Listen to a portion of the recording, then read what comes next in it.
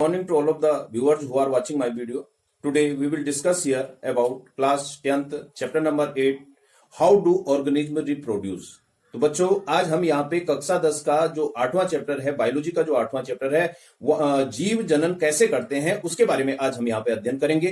तो सबसे पहले जीव आप जानते हैं, ऑर्गेनिज्म आप जानते हैं। अब बात आती है जनन, जो नया शब्द इसमें आया है, जीव जनन कैसे करते हैं। तो सबसे पहले हमें जो है वो जनन के बारे में अध्ययन करना है कि जनन क्या होता है। जनन को इंग्लिश में रिप्रोडक्शन कहते हैं। री मीन्स दोबारा, प्रोडक्शन मीन्स उत्पत्ति। री माने दोबारा, प्रोडक्शन मीन्स उत्पत्ति।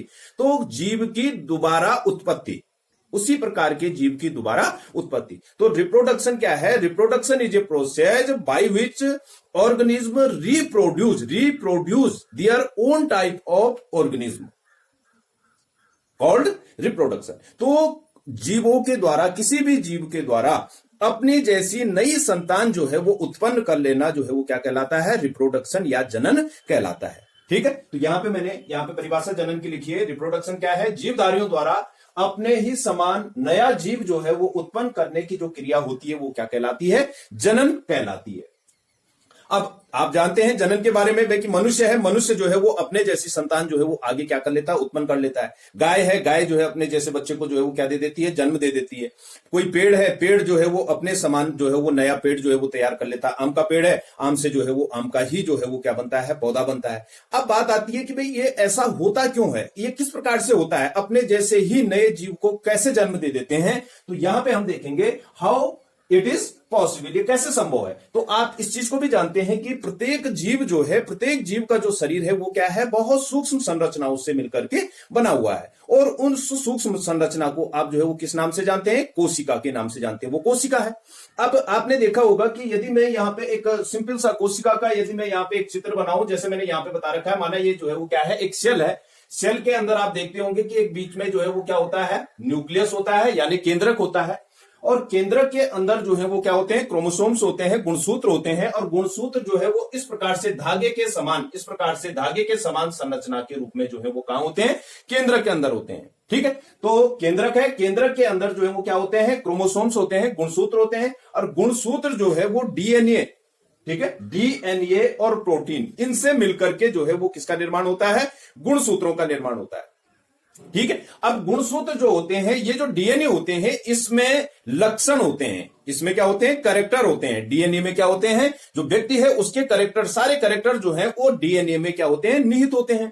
अब बात आती है, माना सपोज यहां पे हम ये सेक्सुअल, यानी अब रिप्रोडक्शन में आगे आपको बताऊंगा कि reproduction, there are two types of reproduction.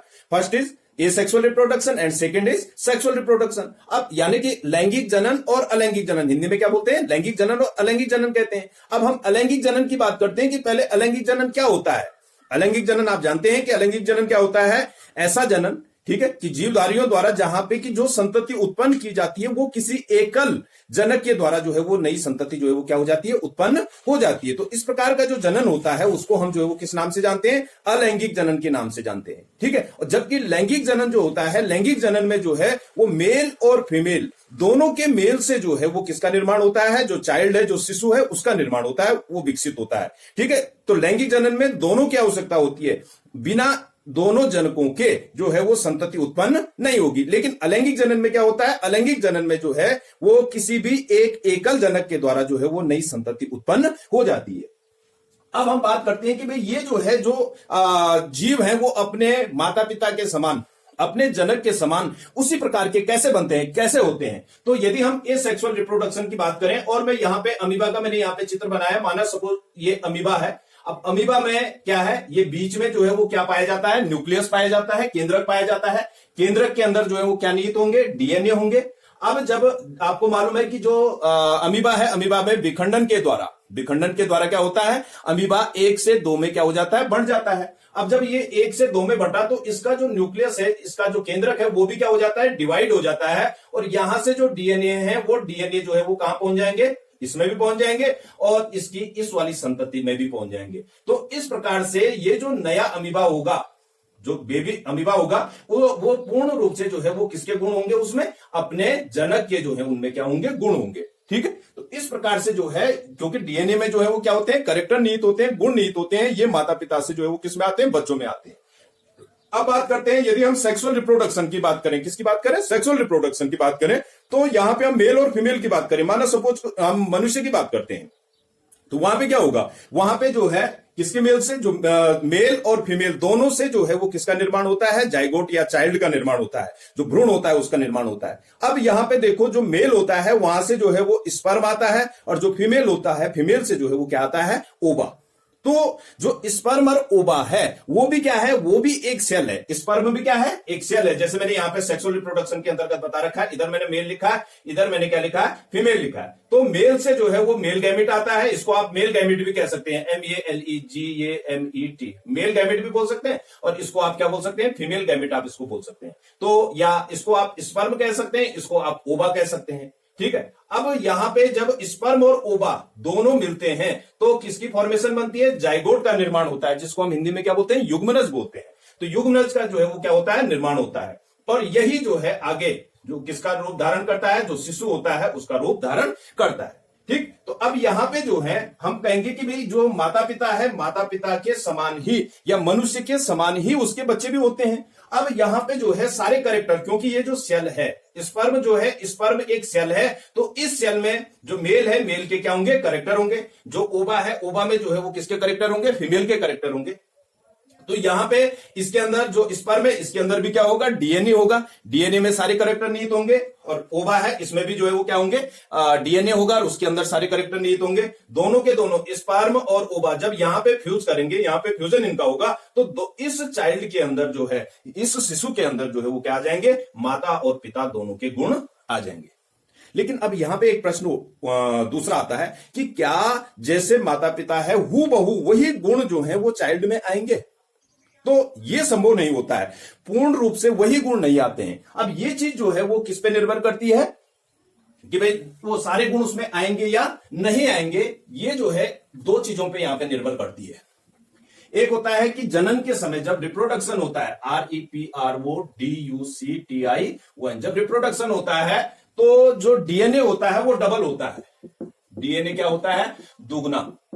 DNA कितना हो जाता है, दुगना हो जाता है, ठीक। अब एक डीएनए से क्या होता है, ये जो है सेल है, सेल के अंदर ये न्यूक्लियस है, यहां पे जो डीएनए है, तो इस प्रकार से में यदि डीएनए का आकार, तो डीएनए क्या होता है, इस प्रकार से डबल उसमें होता है। आपने देखा होगा, अभी आप आगे जाकर के डीएनए का स्ट्रक्चर पढ़ेंगे, तो एक डीएनए से जो है वो किसका निर्माण होता है, दो डीएनए बनते हैं। इससे भी जो है वो कितने डीएनए का निर्माण होगा, दो डीएनए का निर्माण होगा। तो यहां पर जो है जब ये आपस में एक से दो का निर्माण होता है, जब ये क्या होते हैं, जुड़ते हैं, तो उस समय जुड़ते समय इनमें जो है वो क्या हो सकता है, कुछ असमानताएं उत्पन्न हो सकती हैं, कुछ असमानताएं उत्पन्न होती हैं। तो इसलिए जो है पूर्ण रूप से जो है वो क्या नहीं होता है, सेम कैरेक्टर जो है वो किसमें नहीं आते हैं, बच्चे में नहीं आते, थोड़ा सा उसमें जो है वो क्या आ जाती है, भिन्नता उत्पन्न हो जाती है। दूसरी चीज एक और है कि आपको मालूम है कि जो नंबर ऑफ क्रोमोसोम्स हैं, गुणसूत्रों की संख्या, प्रत्येक जीव में गुणसूत्रों की संख्या जो है वो क्या होती है, निश्चित होती है। जो गुणसूत्र होते हैं, दूसरी चीज आपको ध्यान होना चाहिए,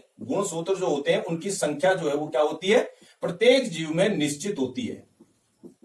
जैसे मनुष्य है, मनुष्य में नंबर ऑफ क्रोमोसोम्स की संख्या जो है वो कितनी पाई जाती है, 46 होती है, गुणसूत्रों की संख्या 46 होती है, या इसको आप 23 जोड़े भी बोल सकते हैं, 23 जोड़े, तो 23 दूना 46 जोड़े के रूप में होते हैं। तो टोटल नंबर ऑफ क्रोमोसोम कितने हो गए, 46 हो गए। ऐसे ही यदि हम अन्य चीजों की बात करें तो हर उसमें जो है वो क्या होते हैं, इनकी संख्या जो है वो क्या होती है, फिक्स होती है। तो इनमें जो है वो अंतर नहीं आना चाहिए। तो जब मेल और फीमेल से जो गुणसूत्र आते हैं वो बराबर संख्या में जो है वो कहां पहुंचते हैं, उस चाइल्ड के अंदर पहुंचते हैं, ठीक। और यदि इनमें जो है वो भिन्नता कब आएगी, कभी क्या होता है कि कभी नंबर ऑफ क्रोमोसोम्स जब माता पिता से जो है वो किस में पहुंचेंगे, बच्चे में पहुंचेंगे, तो उस समय क्या होता है कि इनकी संख्या में कभी यदि अंतर आ गया, भिन्नताएं जिसको हम कहते हैं, यदि ये 46 की जगह जो है वो कितने हो गए, 47 हो गए, या 46 की जगह जो है वो कितने हो गए, 45, ठीक है, इनमें अंतर आ गया, तो उससे भी जो चाइल्ड होगा, उस या जो संतति होगी, उसमें जो है वो संतति में क्या आ जाती है, असमानताएं उत्पन्न हो जाती है। तो ये जो था यहां पे जो है वो किसके बारे में है, जीव जनन कैसे करते हैं। अब बात आती है जनन के बारे में, आप समझ गए होंगे कि जनन क्या होता है। तो reproduction is a process by which organism reproduce their own type of organism, कि वह प्रक्रिया जिसमें जीव अपने समान जो है वो नई संतति को क्या करते हैं, जन्म देते हैं, उसको जो है हम किस नाम से जानते हैं, रिप्रोडक्शन के नाम से जानते हैं। अब यहां पर हम अध्ययन करेंगे कि किसके बारे में, अब हम जनन के प्रकार के बारे में अध्ययन करेंगे। तो there are two types of reproduction. First is asexual reproduction, SEXUAL REPRODUCTION, और दूसरा है सेक्सुअल, SEXUAL, सेक्सुअल रिप्रोडक्शन। इसको बोलते हैं अलैंगिक जनन, अलैंगिक, और इसको बोलते हैं लैंगिक।